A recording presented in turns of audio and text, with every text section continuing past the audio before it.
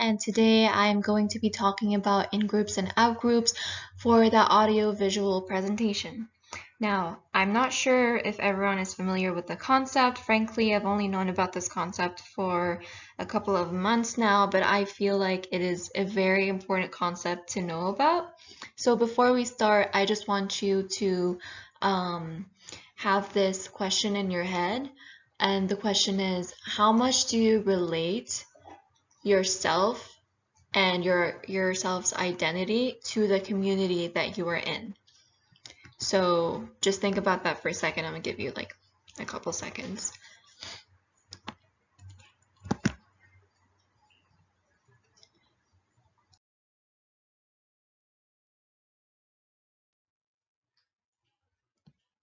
So for starters, if you want to even recognize self-identity, the self starts to be recognized by 3 to 5 years of age. The self is formed through different factors, more importantly for this topic, by the social group the self is in. So the reason I'm asking how much do you relate yourself to your community, to your society, is because, simply put, the more you feel connected to your society, to your community, the more you associate yourself with that community and the more you see yourself within the community. And that's how your more like esteem or the way you perceive things are more likely through the mindset of the community. So moving forward, there's also something called social identity theory. So basically, definition is when the development of our identities is connected to particular social groups. For example, we might be considered the most artistic person in our group, but in a more expanded setting, we might be about like average. However, the fact that this is what we're considered to be in our group is what determines our perception of ourselves. For example, I have a cousin, and he studies to be a doctor in Georgia. He's not a doctor yet. He hasn't gotten his degree, but to his family, he's already considered a doctor. People already go to him when they need something, when they need to be, when they want to talk about their health problems or issues, and he is already considered the doctor of the family. Now, in a more expanded setting, he's not really a doctor. He doesn't really have a firm like a doctor's office or anything like that, but to his community he is already considered a doctor.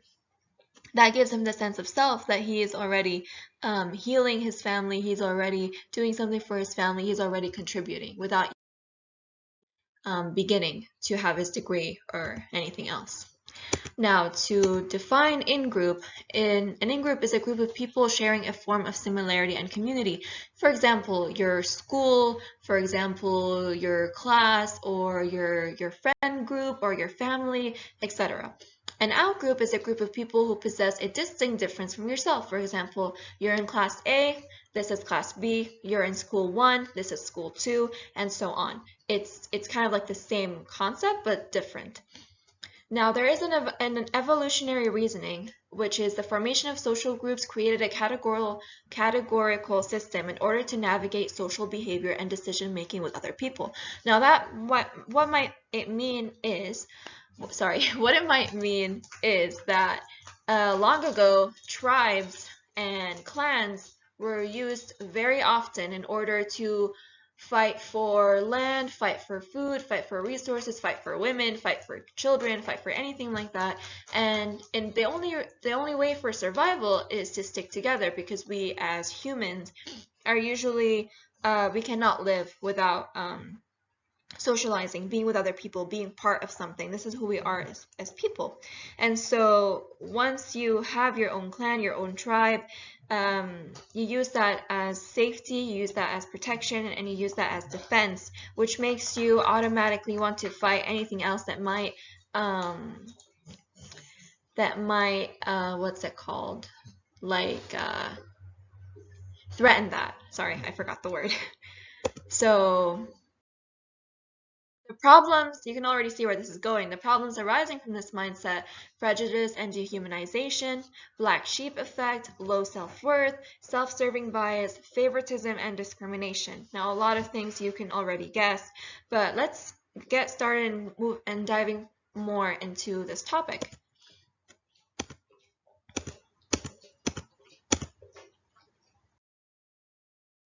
So there was a study, and it was shown that in-groups are more likely to dehumanize people from an out-group than they would in an in-group.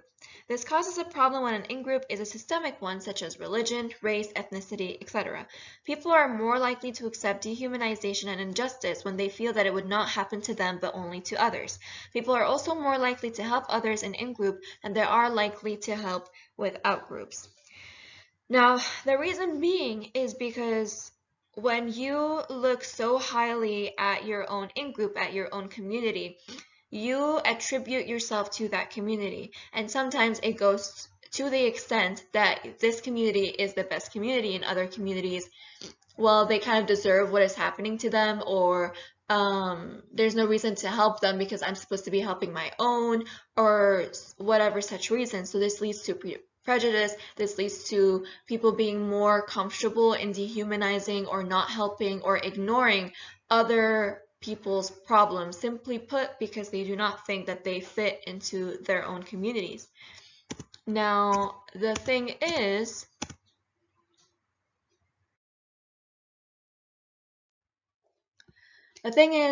that could be contributed to exclusive identity. That is eventually what happens, because it's an identity that is not divided or shared with others. A distinction of in-groups and out-groups is necessary for a decision of helping in the specific identity. So for example, if I don't think you're like me, I don't feel the need to help you. In a study conducted to see the likelihood of two spiritual groups in helping their own in-group and out-group, where one is religious and one is non-religious, the result was that religious spiritual groups are less likely to help out-groups, but more likely to help in-groups. Meanwhile, spiritual and non-religious groups were helping both in-groups and out-groups. Now the difference is the religious spiritual group considered themselves to have an exclusive identity. Meanwhile, spiritual and non-religious had more of an inclusive, where a distinction does not matter in their decision of helping others. This is an example of prejudice. While it may not be as dehumanizing, it goes to show how willingness to help others can be influenced by whether or not someone considers the other like him. So this is why a lot of people don't help others. This is why in specific situations people don't speak up, because they don't feel like they belong to this certain community, they don't belong to this certain race, they don't belong to this certain religion. So henceforth they are not required to defend or protect or speak up about injustice. Now, I am not sure if okay. Now, the black sheep effect. The black sheep effect, according to the National Institute of Health, the black sheep effect describes the evaluative upgrading of norm-compliant group members, in-group bias, and evaluative downgrading of deviant, norm-violating group members relative to similar out-group members. Depending on the stage of development, children between the age of 5 and 12 are more loyal to their in-group black sheep.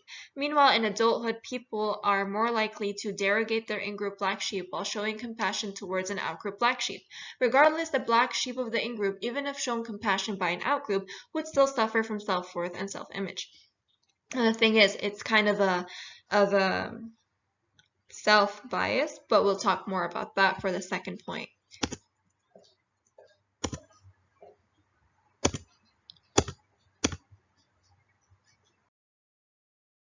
In-groups and out-groups and their relationship with self-esteem. When it comes to self-esteem, respect and acceptance from in-groups are always favored over receiving the same respect and acceptance from out-groups. So a study was conducted where respect was shown from both in-groups and out-groups. Although positive emotions were shown from both groups, it was more preferred to come from the in-group. When respect was shown from out-groups but not from in-groups, it lowered self-esteem and even feelings of shame due to being respected by out-groups but not in-groups. This goes to show that people will want respect and acceptance from in-groups more than they would from out-groups, because you would feel a sense of belonging to these to your own community, meaning you would want to be be accepted by your own community rather than in a different community.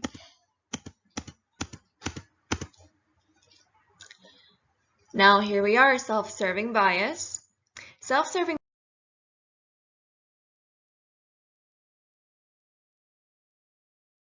is when an individual mindset, it's more of an individual mindset where when positive events occur, it is our own doing, but when negative events occur, it is of an external reason. Due to social identity theory, the self-serving bias can be attributed to our in-groups and out-groups as well. For example, politics. So if you belong to a specific political party and this political party has done something wonderful, you will attribute your own success to this political party. Meanwhile, if this political party did something bad, did something that's not rewarded, you would use outside factors to explain why this happened instead of admitting that they did something wrong or admitting that it was their fault or anything like that, which comes to show that with in-groups, people are more compassionate to their own people.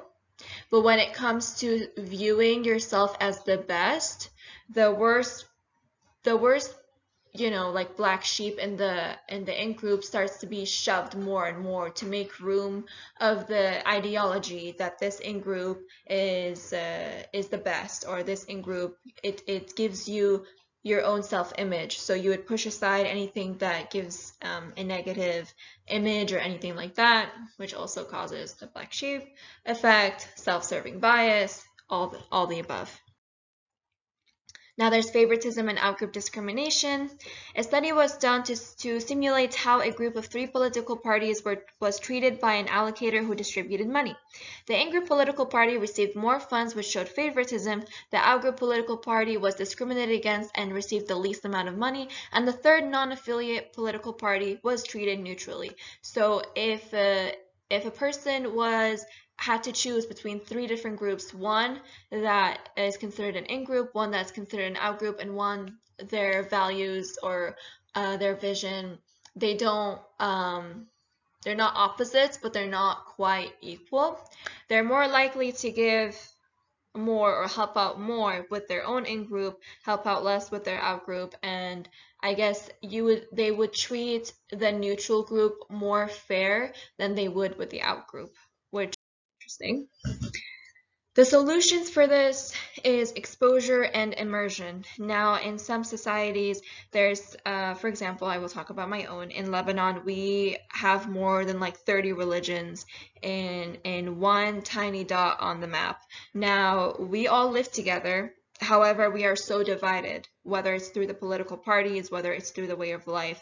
And I believe exposure and immersion could be the best way to deal with this, which is basically putting, like, for example, religious-wise, celebrating Christian holidays, going to Christian churches when this person is not necessarily Christian, and vice versa, going and finding out more about Islamic culture and vice versa. There's also challenging negative stereotypes and schema, which is basically just because you have a pre-notion of what someone might behave, the behaviors, or just like an image of what you see someone in your head, that doesn't automatically mean that they will behave exactly as you would assume. And this is why we need to always keep an open mind, because we are all human, we are all together on this floating rock, and for that reason, even though it helped us out so much in from an evolutionary standpoint, at this point it is destroying us, it's just destroying our relationship with others, and it's making us keep more of a closed mindset in accepting others. And if we are not all together, it's not going to help in more evolution and more growth, making sure no one is receiving any injustice, speaking up when we see any injustice, whether it's your community, whether it's your own ethnicity, whether it's your own religion or not. And so this is why I wanted to talk about this. I think it's a very important topic to discuss, or at least be aware of or mindful of. Here are my sources, and this is it for my presentation. I'm sorry if it went a little over. Thank you so much.